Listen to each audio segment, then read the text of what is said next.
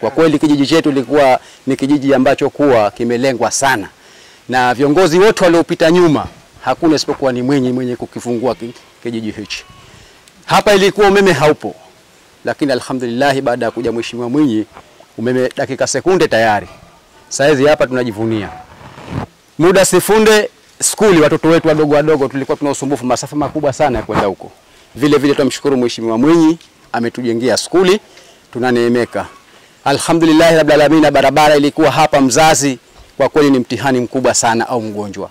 Lakini saa hizi zaidi tunajivunia kwamba mgonjwa akitokea au mzazi hatuna wasiwasi hata kama ni saa ngapi. Hii ni shufaa kubwa nzito kabisa. Tukamwambia tunataka yeye mwenyewe rais hasa, manake kuambiwa si kuona. Waweza ambiwa mengi halafu kumbe sio.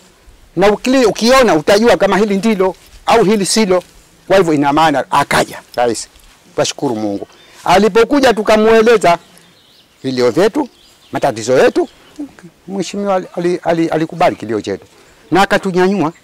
Umeme upo, skuli ipo, maji yapo. Ina maana ni lazima na sisi tuwe binadamu kama alivyokuwa yeye binadamu, tuweze kumpigia kura ili apate miaka 5 imalize, tujue aliposimama wapi atatupeleka. Tunamshukuru sana Mheshimiwa Rais kwa maendeleo alotuletea ndani ya miaka 4 mpaka 5. Kwa hiyo tunamwambia tena 5 tena aendelee. Tulikuwa kijiji chetu cha Mleteni kilikuweko nyuma kabisa. Kilikuwa hakina mafanikio, lakini toka aje Mheshimiwa Rais tumepata mafanikio. Tumepata umeme, barabara, tumepata skuli, tumepata na maji safi na salama.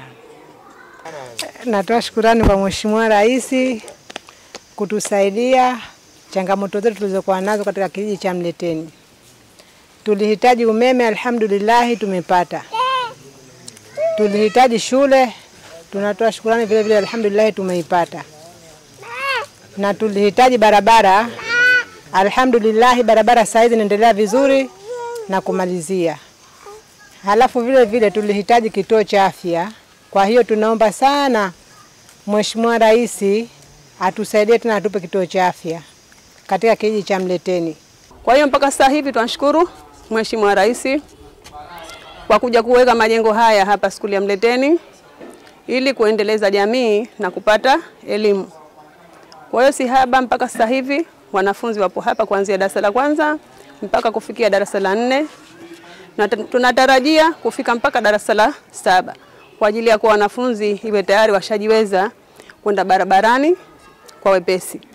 Kwa hiyo ikifika darasa la 7 panapohena majaliwa watakuwa kitoka hapa wakaenda skulia kijumbani.